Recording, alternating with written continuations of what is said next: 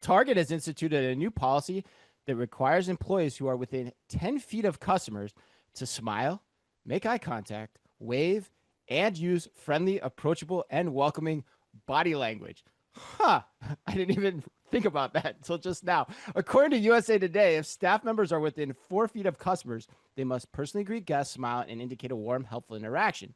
The requirements are part of a program called 10-4. The program is one way Target is trying to elevate the shopping experience. The company did not say, however, when the policy will go into effect or whether employees will be reprimanded if they don't abide by the policy. All right, Kelly, are you 10-4 good buddy or 10-4 over and out on Target's new in-store service policy? I think I'm over and out on this one. Yes. Thank you. I'm actually gonna say I'm firmly over and out on this one. Firmly over and out. Wow. Okay. I Yeah. was not expecting that. All right. Why? Obviously, I encourage all store associates to be friendly and helpful.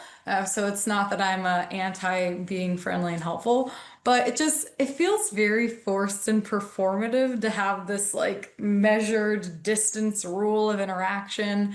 And I think for Target too, when people go into a Target, they're not looking for this boutique guided shopping experience. You know, you're either going in on a mission and you want to do your shopping and get out, or you are browsing, but like it's that treasure hunt. You want to explore and find things on your own time. I feel that having someone kind of in your face and guiding you through the store is not the model that they've been so successful with, so it feels very awkward to me.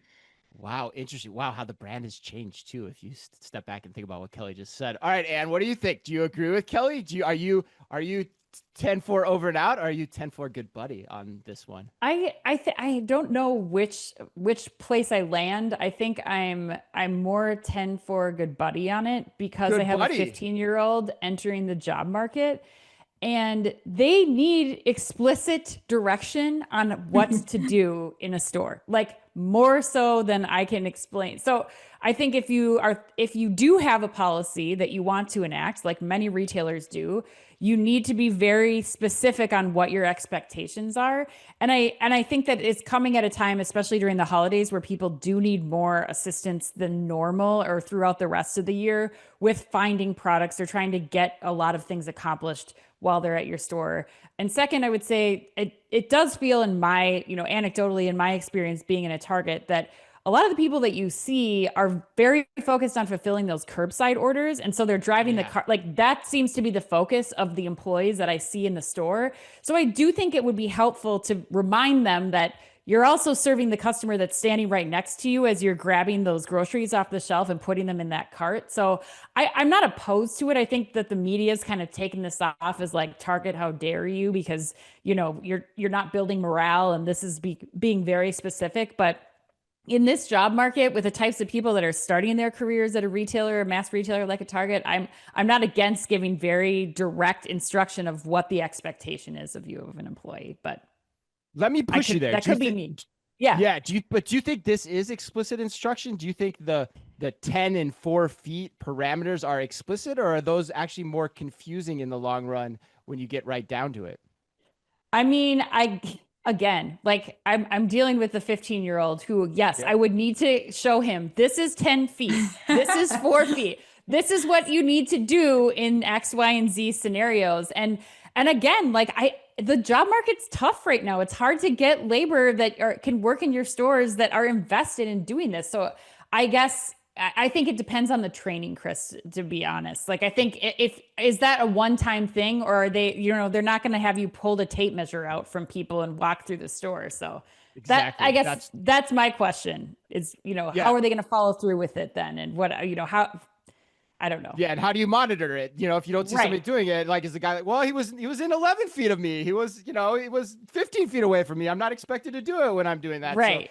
yeah, that's Right. why That's a good I point. I think there's a lot of worms. This opens a big can of worms. Like this.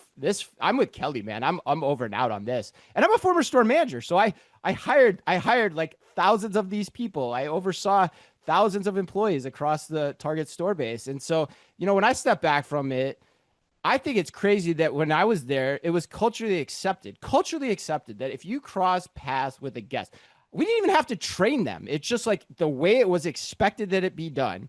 And this is why I made the point with Kelly, like, look how far things have come in 10 years. It was expected that we would ask, can I help you find something? There was no ambiguity, no rules about footage, just the expectation that was culturally accepted. And this new concept, like that, it feels like, here's the other point about this that I think is important. It feels like such an operator mentality of how you would try to solve this problem, which their new CEO is an operator. He's not a service person. He's not spent time in the stores. And so like, okay, 10 feet, but like, yeah, like how am I going to police that? Like now, what's the parameters I'm going to do that? So I just don't get it.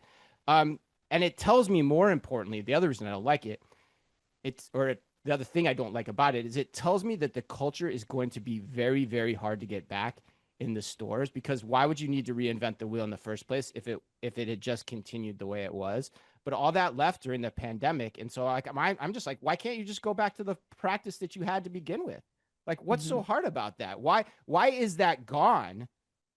And why do you have to do this? So that tells me that there's more broken here.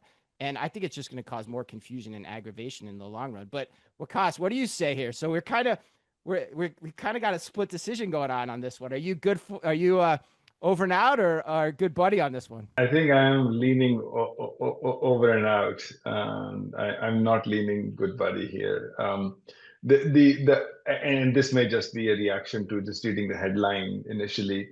It reminded me of a movie, an old Owen Wilson movie, I think Idiocracy, Idiocy, or something like that. Okay. Oh, Idiocracy. Yes. Idiocracy, The yes. whole world right now, Waqas. I feel like that is a great example of what haven't it seen should this. just be called 2025. Yes, agreed. Okay. So in that movie, they walk into a Costco. I believe it's Costco. And there's a guy standing there and say, "Welcome to Costco. I love you."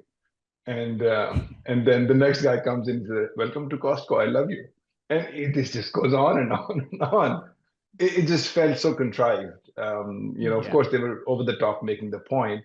But Chris, I really like your point that I think this is stuff that's, you're immersed in the culture and you would just do it naturally. If you have to police it, and while I have teenagers as well, so I'm very sympathetic to the specificity of instructions. But I think eventually they will learn and understand exactly how to operationalize this. My fear is that this foot measurement, almost gives people a pass that let's not get within 10 feet of anybody, and then it just feels a little awkward. Oh my God. I didn't even Forgot think about about that that part side of of it. it. Yeah, Yep. right.